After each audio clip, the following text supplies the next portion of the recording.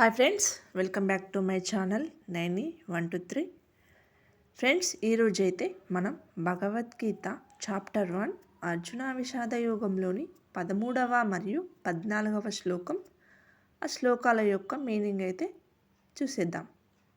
ఓం నమో భగవతే వాసుదేవాయ. శ్లోకం 13.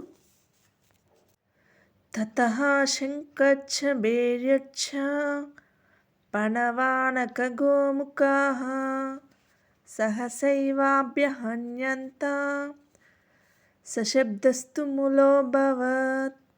శ్లోకం యొక్క మీనింగ్: తదనంతరం అనేక శంఖాలు, నగరాలు, డోళ్ళు మొదలగు అనేక వాయిద్యాలు ఒకేసారిగా వాయించబడ్డాయి. వాటి శబ్దం కూడా అతి భయంకరంగా ఉండింది. భయం కలిగించడం తప్ప కౌరవులది ఇంకొక ప్రకటన లేదు. బహిర్ముఖినమైన విజాతీయ ప్రవృత్తులు సఫలమైతే మోహమయమైన బంధం మరింత సాంద్రమై పోతుంది. ఇప్పుడు పుణ్యమయమైన ప్రవృత్తుల వైపు నుంచి వచ్చిన ప్రకటనలు చూడండి.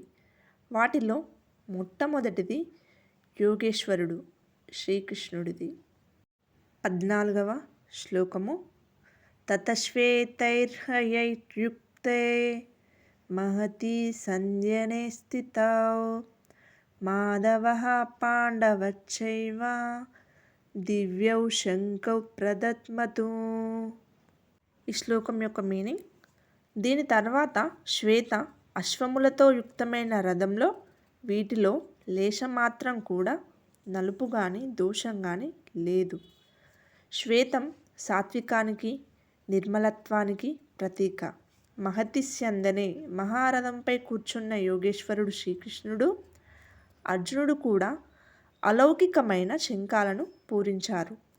అలౌకిక అంటే ఈ లోకం కన్నా పెద్దది అన్నమాట. మృత్యులోకం, దేవలోకం, బ్రహ్మలోకం ఎక్కడి వరకైతే జన్మ మరణాల భయం ఉందో అసమస్త లోకాల కన్నా పెద్దది.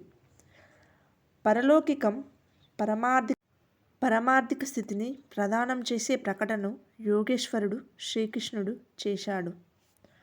బంగారం, వెండి, కొయ్యతో చేసిన రథం కాదు, ఆ రథం అలౌకికం. ఆ శంఖం అలౌకికం కనుక ప్రకటన కూడా అలౌకికమే.